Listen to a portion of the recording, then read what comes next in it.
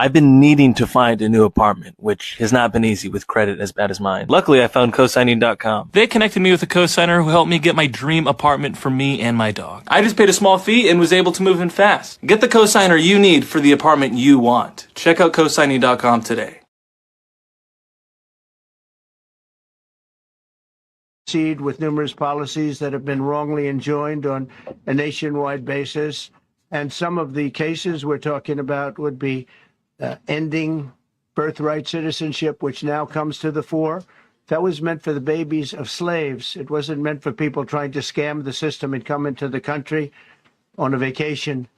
This was, in fact, it was the same date, the exact same date, the end of the Civil War. It was meant for the babies of slaves, and it's so clean and so obvious. But this lets us go there and finally win that case, because hundreds of thousands of people are pouring into our country under birthright citizenship, and it wasn't meant for that reason.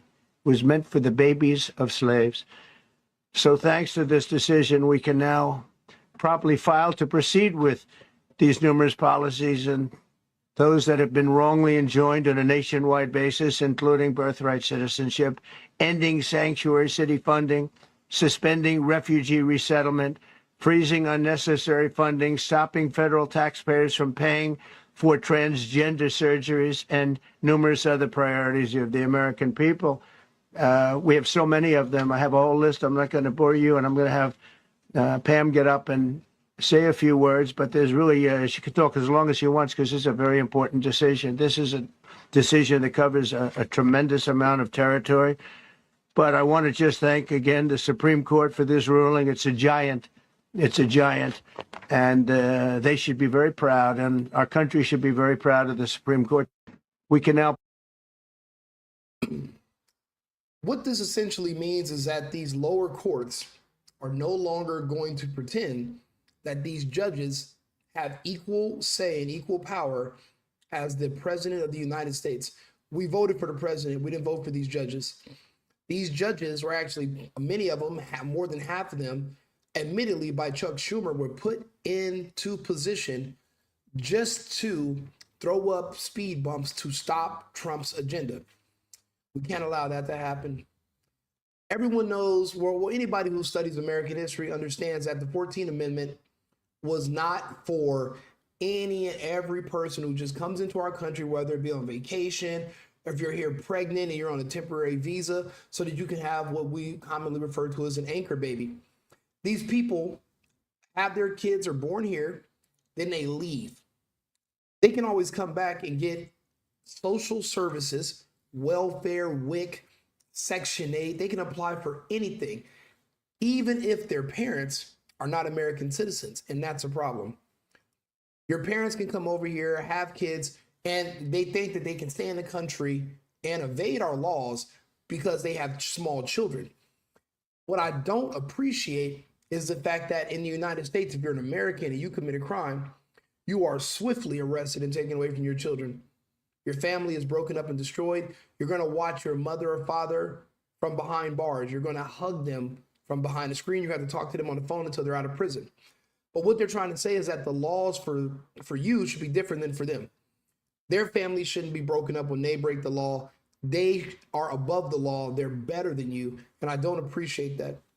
American laws have to be applied to everyone in the United States equally, or we don't have a system. You have to respect our laws if you're going to be in our country. That's just how it goes. I have to respect our laws. Everyone does. Now, there are people now that are complaining about this and they're so mad. Okay, I'm going to say this again. The United States is not the only country on earth. You can also join the illegals who are being deported. You can self-deport and move to their country, start a life there, and make their country great. Matter of fact, make it better than the United States. If the United States is evil and racist, then why are you guys so sad that these people are being freed from the United States and its grip on your humanity? Isn't this justice? If you're deported from somewhere that's evil and racist, why aren't you happy? Why aren't you celebrating these people being deported? Most of you people that would argue with me will say that the country is oppressive and racist and evil, full of white supremacy. If you're being deported, you're being freed. There's no white supremacy where you're going. There's no white people. There's no Trump. There's no American police. You don't have to worry. You can do anything you want.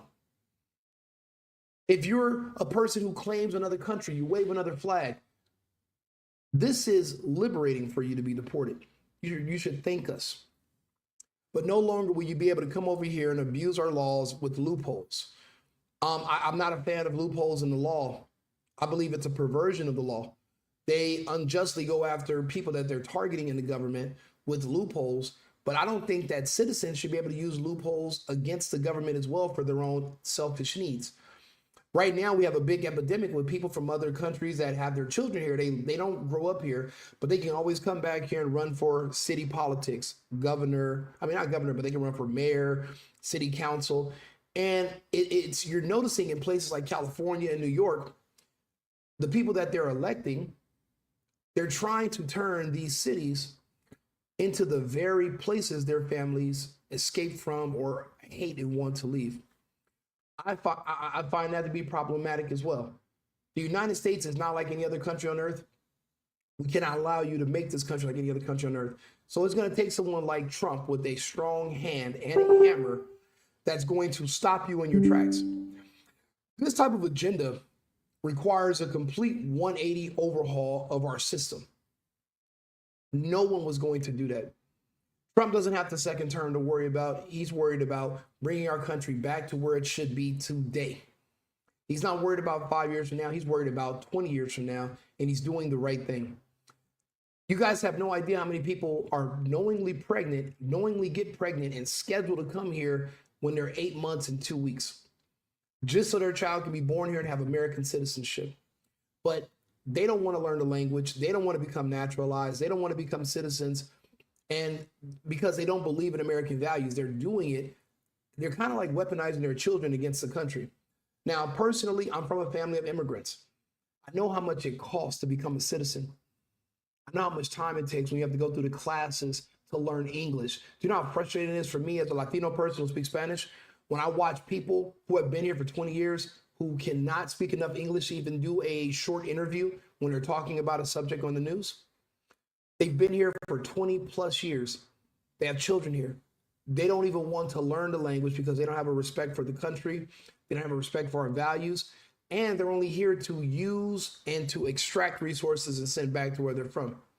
Not because they actually believe in the American system and the cause and our foundation and our values. And honestly, so much of that seeped in. Everything is just all over the place. There's no more cohesion between the people.